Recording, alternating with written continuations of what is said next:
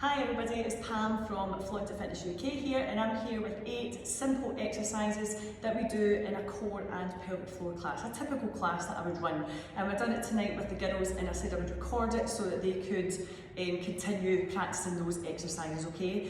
First one, we're just going to basically breathe and do your pelvic floor activation, and then we're going to integrate that into your exercises as well. Now, I was explaining there are some exercises that's really simple, really effective, and there's other exercises that are a little bit more difficult to feel that activation, but it's still working the pelvis through mobility, because the pelvic floor also needs mobility as well as strength, so you're still getting the benefit of it, okay? A chair is quite handy if you want to use a chair. I'm going to use a Pilates ball and I'm going to use a resistance band as well, okay? For those who do have a hypertonic or an overactive pelvic floor, I would leave out the pelvic floor activation as you're doing this one, because we don't want to be making it any more tighter than what is necessary. Okay, so we're just going to start. I'm going to do it in a seated position, but you can do it in a lying down position if you want to do your pelvic floor activation first. And I'm doing 45 seconds of work with a 15 seconds of rest. Okay, so I'm on my sit bones. You might be on your chair. Just make sure your sit bones are down and your spine is lengthened. And you're going to breathe in through the nose. So inhale. And as you exhale, activate through the pelvic floor. So lift. Then as you inhale, relax through the pelvic floor. Then inhale and activate. So lifting upwards, yeah? If you've got your legs straight out or you're on your chair, think about lifting the pelvic floor off of the floor or off of the chair, yeah? Let's do that again. Breathing in, relax the pelvic floor, and then exhale and activate the pelvic floor. Perfect, do that again. Now I'm not breathing and doing it at the same time because I can't do that, breathe and talk. Exhale and relax it there. Inhale to release. Okay, your next one is your Pilates ball. Again, I'm going to do it seated, but if you want to sit on your chair or join me on the floor, sit bones are down, and I'm going to use my hands to lift me up tall. Ball comes quite close to the pelvis. Now, take a breath in, and as you exhale, you squeeze those knees together, yeah? And then as you inhale, release. Then as you exhale, squeeze those knees together. Let's do that again. So inhale, release. This time as you exhale, squeeze the knees together, but also activate through the pelvic floor at the same time. Do that again. Inhale, release.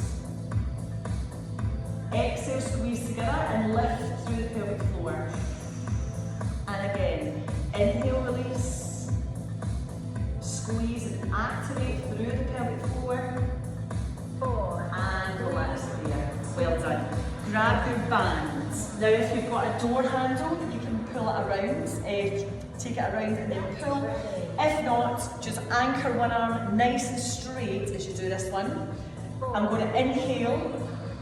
As I exhale, pull the elbows. 4, 3, 2, 1, then forwards. Keeping the elbow nice and high. So one arm stays strong as the other arm moves, and try not to rotate through the spine as you do this. So as you exhale, activate the pelvic floor. You might be kneeling, you might be standing, you might be seated as you do this one, so choose what works for you. The pelvic floor exercise will feel different in every position. Okay, inhale, coming forwards. Let's do that again. Exhale and pull. Elbow comes up nice and high, draw upwards to the pelvic floor. Perfect. Last one. Exhale, pull back.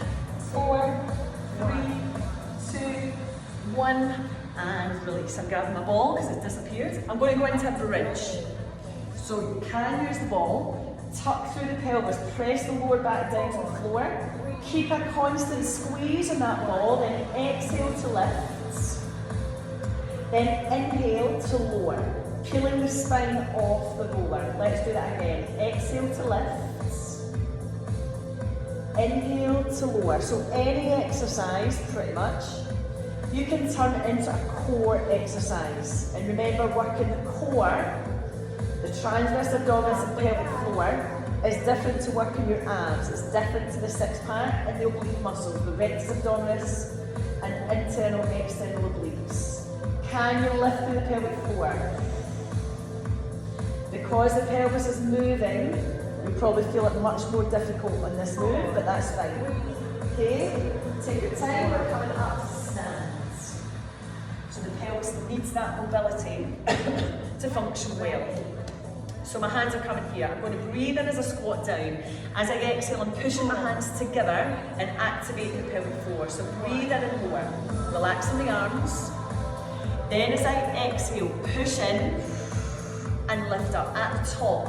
That's when you might feel you get more of an activation. So we're releasing the pelvic floor and then squeezing the hands to activate through the pelvic floor. Inhale, lower. Then exhale. Now we've done this in class where you were tapping your bum or sitting down in your seat.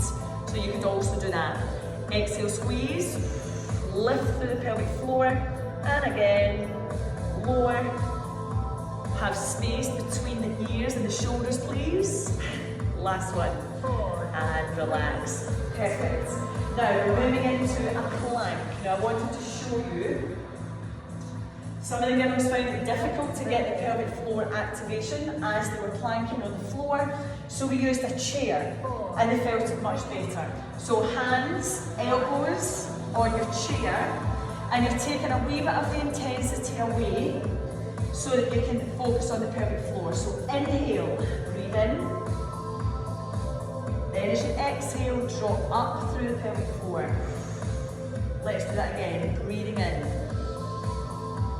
Now if you feel this on the floor, that's fine. Do it on the floor. But if not, sometimes we do need to regress and take a step back. Exhale to lift. Sometimes we need to regress and take a step back with our moves to integrate the pelvic floor in the foundation move, yeah? Perfect. Bring it back in. So try it on the floor and try it with your chair. Next one is a side plank.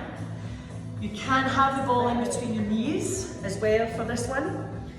Bringing the elbow in nice and tight, squeeze the knees, lifting the hips up and forwards. Now breathing in. As you exhale, drop up through the pelvic floor, breathe in, release. Exhale and activate. Well done. One more time here. Then you're just going to come down and swap sides, okay? Taking your time. Halfway back. So lifting the hips up, push them forward, get into that side plank, taking a breath in. Then exhale, squeeze the knees together, breathing in, releasing the knees just slightly, and as you exhale, lift up through the pelvic floor. Well done, come down. Now your last exercise, this was everyone's favourite in the class. I think we all felt this one. One of my favourites to do. So when the knee comes up, the hand is going to push to the knee and the knee is going to push towards the hand. As I exhale, okay? So breathing in, then exhale, push. Inhale, release. Exhale, push.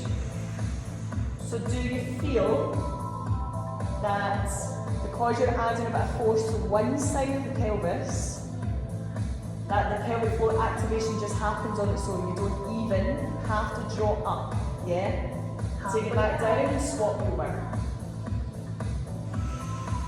So push, and then release, and push. Same again. 4. Well done. Dropping that foot down. Perfect. Okay. So I hope you found that quite helpful. I hope you enjoyed those exercises. I did say to my class, there's nothing exciting. Sometimes working the pelvic floor can be quite boring.